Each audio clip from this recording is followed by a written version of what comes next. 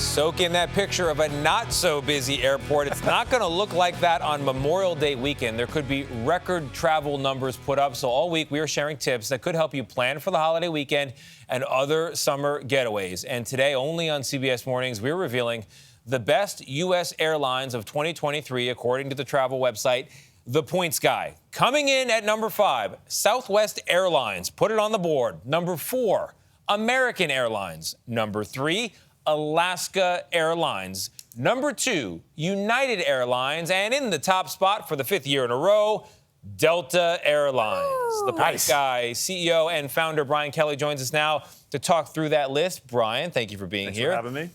Delta number 1, they're on a streak. What are the factors that go into this list? You know, what we look at most is reliability. You know, that's something we can all agree on. When you buy an airline ticket, especially an expensive one these days, you at least need to get where you're going. And Delta shines there. They are the best run operationally. About 15 years ago, they spent billions of dollars on their tech stack. So their Delta agents can all speak with each other. So when things do go wrong, they know how to handle it. And that's where they shine. Now, I will note, Delta did drop a couple points from last year. Interesting. But they are still firmly in first place. And you said overall airlines scored worse. Why? Yeah. So, you know, we talk about in 2022, which is most of this data that we pulled for this report, you know, airfare was up 22%, which is a lot. But guess what? Complaints were up nearly 100%. Wow. You know, 25% up missing bags. And so overall, it was a tough year for travel. And, you know, the key reason was last year was a bounce back year. Staffing was low. And, you know, the big issue with flight delays and cancellations is air traffic. In New York City this summer, we're canceling flights out of New York City because there are not enough air traffic controllers. It's not quite a crisis, but we've seen a lot of near misses of planes landing. This is an issue our government has to make a priority. The other thing that travelers care about, price. Yes. And prices are going up, even though some of the things that we worry about, lost bags, timing, they're not so great. Absolutely. And that's the one category where Delta was the worst in price. And it's that old adage, you get what you pay for. But there are still a lot of airlines that do offer affordability.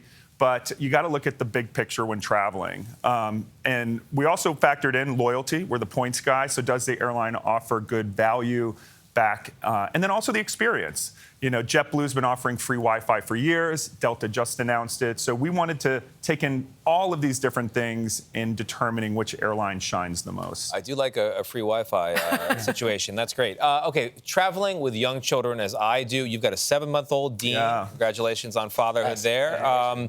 What are the airlines best for families, particularly with little ones? Well, luckily, there's been some positivity there. So, you know, it's crazy to think there is no law that states that your children have to travel with you. Even we've heard stories of 4-year-olds getting separated from their parents on flights, and then the airline agent saying, well, it's your fault, right? Ask the person on the or you have to pay $100 to sit with your child. So last year, President Biden in the State of the Union warned the airlines, hey, you better get your act together or else we'll do it for you. And shockingly, within a couple weeks, the airlines started to come out. United Airlines has led the pack there. Kids 14 and under now will be able to sit regardless of fare class. American just came out, Frontier. There's still no passenger bill of rights, though, in the U.S. And I really do think we need that. You know, when airlines cancel flights and having these basic rules of engagement that the airlines should abide by. So one thing, you got a passport for your 7-month-old. I got a passport for our little Celine. She's going to be traveling internationally when she's about 6 months. What are the things it's really hard to get a passport for a child, a baby. It is. I mean, my biggest thing, I took my baby into the post office to get the picture. Don't do that, because his bobblehead was squirming around. It was chaos. We didn't do that. We took a picture on a blanket. Lying down. Yeah, I don't know. That's Celine. That's how we took her picture. Yeah, on a white blanket. Yes. Right. Yeah, put the picture at home. But everyone, and whether you have a passport or not, every single person right now, I want you to check your passport expiration. And if it's coming up on 6 months, just send it in for renewal now.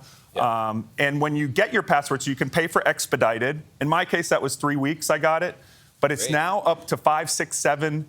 Here's another tip. Contact your local congressperson's office. They have congressional liaisons, and they'll fast track it. Brian Kelly, as always, we thank you, my friends.